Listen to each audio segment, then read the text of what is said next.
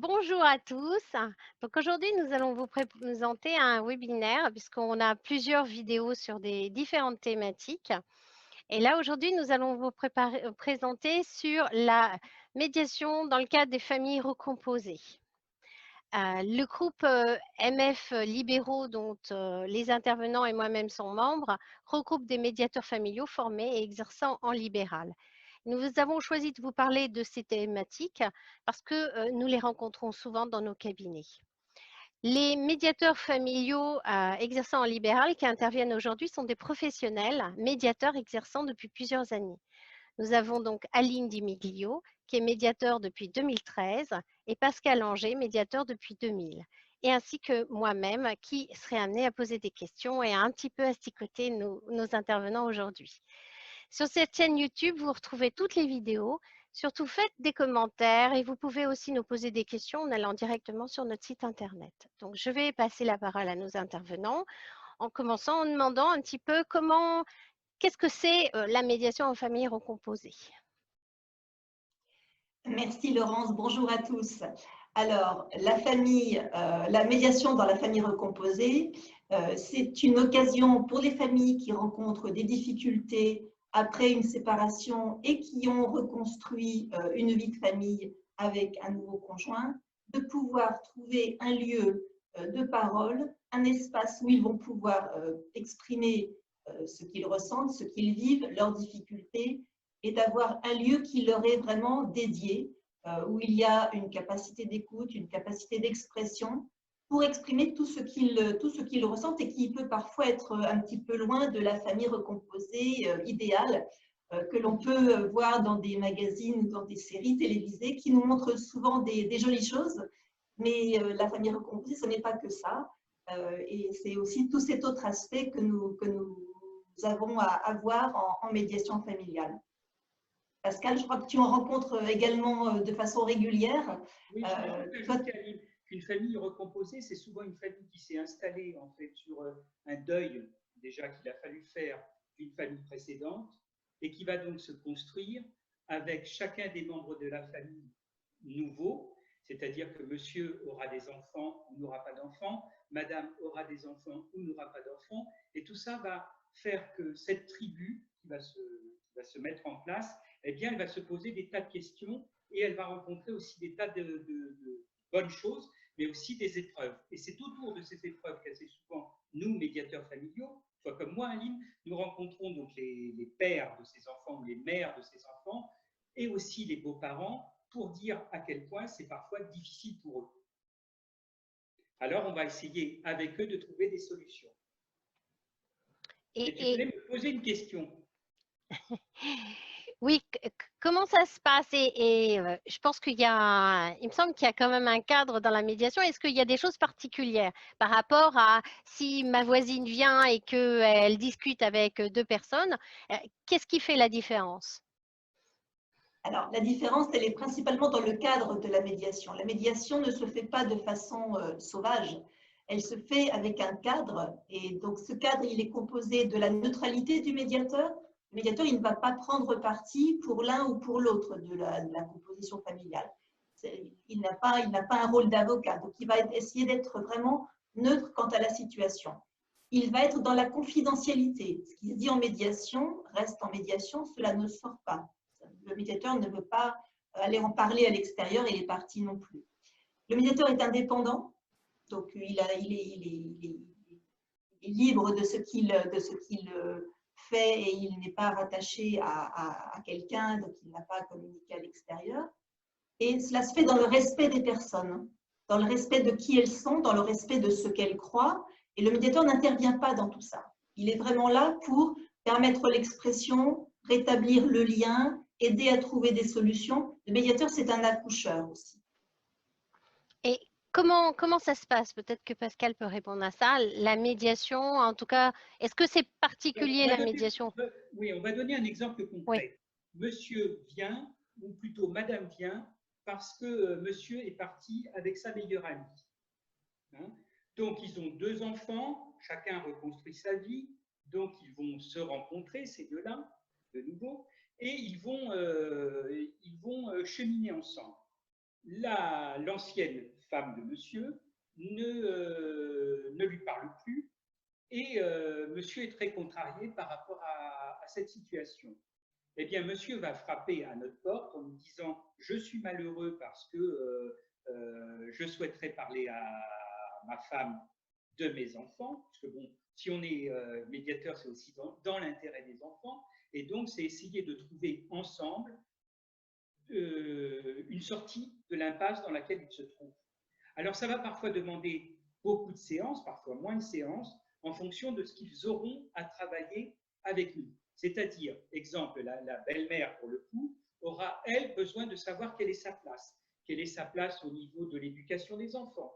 Quelle est sa place parce qu'un des enfants ne souhaite pas, par exemple, prendre les repas du soir avec eux, avec donc la belle-mère et le père, et que pour elle, ça lui pose problème. On peut recevoir dans ces cas-là le père et la belle-mère pour essayer de comprendre ce qui se passe dans cette famille. On peut aussi rencontrer le père et la mère pour essayer de comprendre quelles sont leurs valeurs, qu'est-ce qui fait qu'à un moment donné, il y a eu tant de griefs et que l'histoire n'est peut-être pas terminée, et comment est-ce qu'on va essayer ensemble de trouver des solutions. Cette question de la place… Pardon Pascal. Je suis tout à fait d'accord avec toi. Cette question de la place et des rôles de chacun dans la médiation avec une famille recomposée est vraiment très, très présente et essentielle. Parce que parfois, les cartes sont un peu brouillées, la vision des choses est un petit peu floue et chacun se demande un petit peu quelle est sa place, quel est le rôle. Je suis beau-parent, donc je ne suis pas le parent biologique. Néanmoins, je peux vivre au quotidien avec un enfant qui vit lui-même avec mes propres enfants sur lesquels j'exerce mon action de parent, de père ou de mère.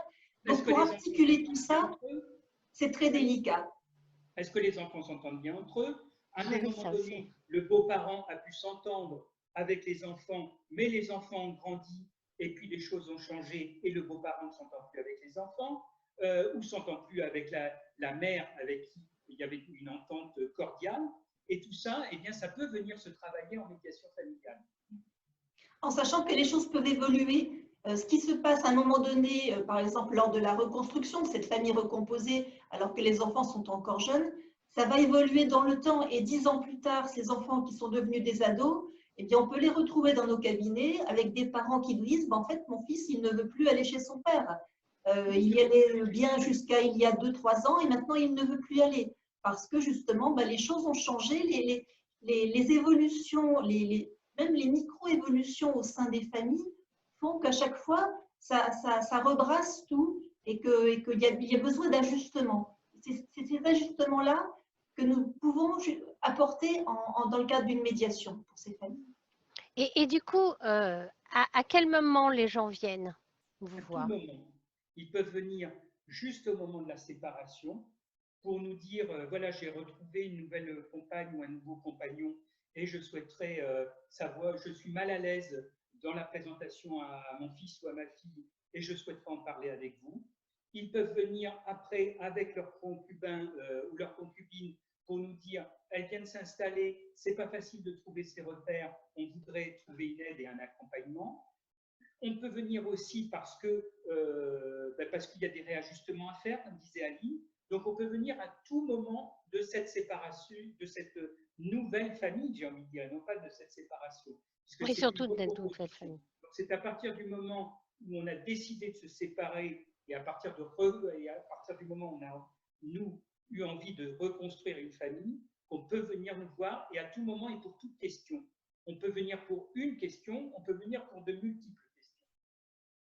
Et il est important aussi de savoir qu'on peut venir pour une question et en fait, au fil du temps, au fil des séances, il va apparaître d'autres questions. Et que ces questions-là, qui n'étaient peut-être pas primordiales au départ, vont être importantes et vont pouvoir être aussi abordées et trouver leur solution au fur et à mesure.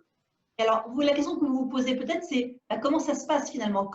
Qui contacte un médiateur? Comment on le contacte et comment ça se déroule? En fait, tout le monde peut venir contacter un médiateur. Ça peut être le parent, le beau-parent. On a parfois des ados qui nous contactent. Hein, ça arrive aussi. En fait, tout le monde peut contacter un médiateur qui va recevoir soit le nouveau couple, donc nouvelle famille recomposée, soit l'un des deux membres du couple et l'ancien compagnon, donc le père ou la mère de l'enfant.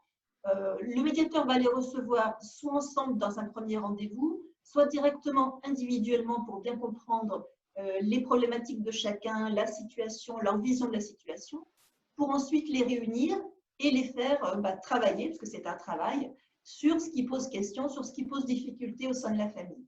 D'accord. Et est-ce que vous avez beaucoup de questions sur le rôle du beau-parent comme ça dans cette recomposition familiale? Oui, oui, alors je vois que Pascal dit oui aussi, moi aussi. Oui, oui, on est fréquemment. Oui, peut-être Pascal là. Oui, il y a parfois des divergences justement sur le rôle éducatif. Ce qui a convenu à un moment donné quand on était ensemble, eh bien, ne convient plus lorsqu'on n'est plus ensemble. Et il faut réajuster, comme disait Aline tout à l'heure, les choses de façon à ce qu'il y ait une harmonie dans cette nouvelle famille et que chacun puisse s'y retrouver. Parce que ce qui est important, c'est que, OK, il y a une nouvelle famille qui s'est construite, mais il ne faut pas qu'on perde de vue que je parle toujours de l'intérêt des enfants et dans l'intérêt des enfants, et bien que les enfants puissent s'y retrouver dans ce qui se trame autour d'eux. Et qu'ils soient à l'aise avec ce qui se passe. Il y a donc tenir compte des enfants, ça c'est très important en médiation, en tout cas médiation quand il y a des familles. Complètement, et tenir compte aussi du beau-parent, parce que ce beau-parent qui arrive dans cette famille, il a plein de choses qu'il ne... il ou elle est amoureux de monsieur ou de madame, mais il n'est pas forcément amoureux de l'éducation et de l'enfant. Donc, à partir de là, il va falloir construire des modèles autour de ce qu'on souhaite les uns et les autres. Donc, c'est trouver déjà des repères ensemble. Et vous recevez beaucoup les enfants comme ça dans ces familles recomposées? Il arrive qu'on puisse recevoir des enfants et des adolescents qui souhaitent nous dire « ça ne va pas avec ma belle-mère ou avec mon beau-père » ou alors « je souhaiterais ceci ou je souhaiterais cela ». Mon père me dit de lui dire bonjour tous les matins et il ou elle prend la salle de bain beaucoup trop longtemps. Je ne supporte pas qu'elle vienne ou qu'il vienne me chercher à l'école. Pourquoi c'est lui ou elle qui me garde quand mon père ou ma mère n'est pas là? Il dit ou elle dit des vilaines choses sur mon père ou sur ma mère et il regarde mon téléphone à mon insu, etc., etc. Oui, effectivement, on reçoit les enfants. On les reçoit parfois, rarement en début de travail de médiation. Moi, je les reçois plutôt en milieu ou à la fin. En milieu, c'est quand ils manifestent l'envie de venir ou que les deux parents pensent que leur présence va être importante et qu'ils ont des choses à nous dire. Ou soit en fin de travail, dans une phase que j'appelle de restitution, où les parents vont pouvoir aussi présenter à l'enfant ce qu'ils ont décidé sur des choix éducatifs, sur des règles de vie dans chaque famille. Ça peut se faire aussi à ce moment-là. D'accord. Et par rapport, comment est-ce que vous avez, enfin j'imagine que vous avez des cas comme ça où il y a une fratrie, en tout cas il y a deux fratries au sein de cette famille recomposée, une qui appartient entre guillemets au père, l'autre à la mère, et qu'il y a un petit qui arrive et qui lui est issu du père et de cette famille recomposée, qui fait le lien. Comment est-ce que ça se passe? Est-ce que vous avez quelque chose à expliciter par rapport à ça? Comment ça se passe à quel niveau? Est-ce qu'il y a des remises à plat par rapport à comment ça s'organise au niveau de la famille? Il y aurait des préférences, par exemple, ou il y aurait des exclusions. Je pense que c'est dans le... s'il y a, par exemple, exclusion ou s'il y a, au contraire, un trop grand rapprochement, on va essayer d'entendre et de comprendre ce qui se passe dans cette famille et on va essayer de moduler ensemble parce qu'ils viennent souvent et quand même avec une demande. Donc, on va travailler autour de la demande avant tout. Mais il arrive qu'en cours de séance, on puisse, nous, percevoir qu'il y a des dysfonctionnements dans cette famille, où il y a des choses qui n'ont pas toujours été bien explicitées, et on va creuser avec la famille pour essayer de sortir des griefs et sortir de l'impasse dans laquelle on se trouve. C'est compréhensible ce que j'ai dit? Oui, oui, c'est compréhensible. La question qui arrive souvent aussi, c'est est-ce que ça réussit à chaque fois la médiation? Alors, il y a certaines choses on peut dire, qui fonctionnent à chaque fois. C'est d'avoir au moins repris contact, d'avoir repris un dialogue, d'avoir retrouvé une capacité à se trouver dans une même pièce et de dialoguer. Et ça, c'est presque à chaque fois quelque chose qui fonctionne. Après, sur la réussite en tant que telle, c'est-à-dire trouver un accord, trouver une solution à toutes les questions qui ont été posées, ce n'est pas toujours le cas. C'est souvent le cas, mais ce n'est pas toujours. Mais néanmoins, la reprise de dialogue, le fait que l'un accepte l'invitation de l'autre à venir en médiation, ça, c'est toujours un succès de la médiation. Oui, c'est toujours positif d'avoir osé franchir le pas, d'aller en médiation. Après, qu'est-ce qui marche, qu'est-ce qui est un échec? On reçoit des personnes et parfois elles reviennent, parfois elles ne reviennent pas, et elles ne disent rien quand elles ne reviennent pas. C'est-à-dire qu'elles ne viennent pas nous dire ça a marché ou ça n'a pas marché. Parfois, des années après, on va les rencontrer dans la rue et elles vont nous dire ah, ça a été très utile ce que vous avez fait pour moi, ou un enfant, un adolescent vient nous voir alors qu'il a grandi et nous dit ah, c'était super ce que vous avez dit, etc. Nous, on ne s'en souvient guère. Mais en tout cas, ça a marqué visiblement la famille et c'est ça qui est important. Je rejoins Aline, c'est-à-dire que quand on signe des accords, par exemple, on peut se mettre d'accord, pour signer des accords, et en même temps, les accords, ils ne valent que sur l'instant, c'est-à-dire que 3 mois ou 6 mois après, eh bien, ces accords, ils peuvent être remis en question, même 8 jours après. Donc, la réussite, l'échec en médiation familiale, je ne sais pas trop ce que ça veut dire. Mais en tout cas, ce qui est important, c'est de pouvoir, encore une fois, et comme le disait Aline, avoir osé venir voir un médiateur, oser dire à un moment donné, j'ai un souci, j'ai une difficulté, j'ai une question, et nous, on se fera une joie d'y répondre. Et si le médiateur, parce que bon, il y a quand même une relation de personne à personne, si le médiateur ne me convient pas, comment je fais? Vous changez tout simplement. Vous pouvez, on n'est pas Louis d'Or, donc on ne plaît pas à tout le monde et c'est normal. Vous préférez un homme, vous préférez une femme, à vous de voir avec qui vous vous sentez le mieux. Et si vous ne vous sentez pas bien, osez peut-être une deuxième séance, mais si vous sentez dès que la première séance et dès le début de la séance que ça ne va pas se matcher entre vous, changez de médiateur. Parlez-en aussi entre vous, parce qu'il peut y en avoir un qui a apprécié la séance et l'autre qui n'a pas apprécié. Peut-être que ça vaut le coup de reprendre son téléphone ou de venir voir le médiateur en disant « Écoutez, voilà, moi j'ai perçu ça comme ça, il y a quelque chose qui m'a gêné dans ce que vous avez dit, je n'ai pas bien perçu ça, etc. » Et on peut se réajuster. À partir du moment où on nous parle, on doit pouvoir se réajuster, mais encore une fois, on ne plaît pas à tout le monde, et c'est normal. Et l'important, c'est de le dire. Oui, tout à fait. On peut ne pas plaire à tout le monde, ça c'est une évidence. Donc, aller vers quelqu'un avec lequel on se sent bien, avec lequel il y a vraiment une bonne affinité. Et c'est vrai que, comme le disait Pascal, de dire à la dernière séance, je ne me suis pas sentie bien, ou je ne me suis pas assez sentie écoutée, ou j'ai trouvé que vous aviez pris parti pour mon ex-conjoint et moi je me suis sentie un peu délaissée. C'est des choses qu'on entend et c'est des choses des remarques que l'on suscite parce que c'est important que les personnes puissent l'exprimer, c'est important pour nous de l'entendre et parfois on a aussi une explication qui s'impose et en tout cas en parler, ça fera avancer les choses. Donc ça c'est… Et puis si vraiment le courant ne passe pas, eh bien oui, il y a d'autres médiateurs et comme tout professionnel, on peut aussi trouver quelqu'un qui correspond mieux. Et où est-ce qu'on trouve un médiateur DE? Alors, un médiateur familial libéral diplômé d'État, on le trouve sur le site MFDE Libéraux, qui est donc un groupe auquel nous appartenons tous et qui regroupe des médiateurs avec le diplôme d'État de médiateur familial dans toute la France. Donc, le site mfdelibéraux.fr est là pour ça. D'accord. En tout cas, je vous remercie tous les deux pour votre intervention d'aujourd'hui. Je pense que c'était très éclairant. Donc, comme je vous l'ai dit au début, donc les médiateurs sont des professionnels formés spécialement pour accompagner les familles, les personnes, les couples dans les différents champs de la médiation familiale. Merci en tout cas pour votre attention et si vous souhaitez plus d'informations sur ce sujet, n'hésitez pas à nous contacter via notre site internet et d'autant plus si cette vidéo vous a intéressé, eh ben, je vous invite à regarder les autres qui sont déjà ou qui seront sur cette chaîne YouTube. Merci beaucoup et au revoir. Merci. Merci, au revoir.